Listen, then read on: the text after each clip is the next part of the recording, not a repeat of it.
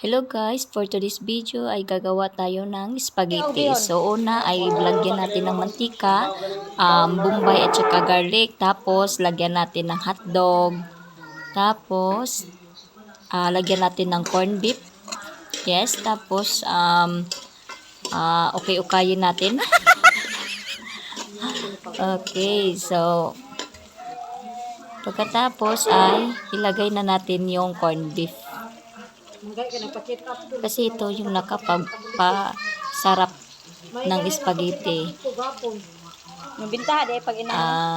At saka ihalo-halo natin guys.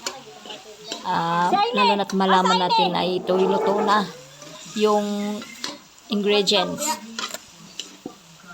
So haluin lang natin guys.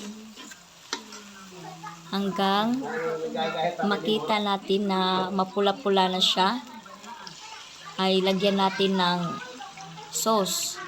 Lagyan natin ng tomato sauce para sa spaghetti. Pwede din ketchup, pero para sa akin mas masarap kung tomato sauce siya.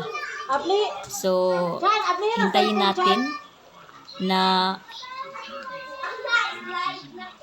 kukulo siya. Kasi ito yung marami namang mga tomato sauce na iba't ibang klase. So, nasa sayo yan kung anong pipiliin nyo. Okay, tapos haluin natin para maging lalong mas sasarap siya. Okay, halo lang, halo. Pagkatapos ay ang pinaka-ingredients na nakakasarap sa mga niluluto natin ay ang magic sarap. Yan talaga ang napakasarap na ingredients sa mga sekreto. So, pagkatapos ay hintayin natin na matunaw yung magic sarap kasi mas maganda kasi pag lutong-luto na. So, lagyan natin ng, kung hindi kasya yung tomato sauce, ay lagyan natin ng ketchup. Kung gusto mong mas tipid, so pwede din yung ketchup lang. Mas maganda kasi sa spaghetti pag maraming sauce. So, halo-haloin lang natin. Halo natin.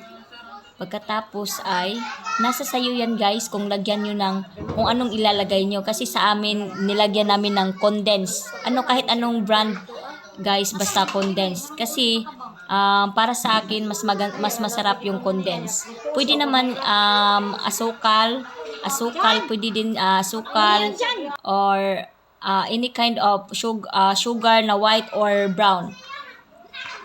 Pagkatapos guys ay ilagay na natin yung lutong pasta guys at halo-haloin natin para maging masarap. Halo-halo lang guys. Pagkatapos guys, pag nahalo na lahat ay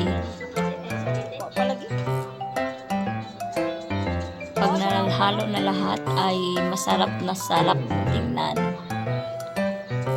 Okay guys, so pagkatapos nyan guys, yan lang po yung pinaka-last na gagawin guys ay ihintayin na lang guys na malagyan lahat ng ketchup. So ito guys, already cooked na guys. So lagyan mo ng cheese para maging mas masarap. Okay, thank you for watching guys.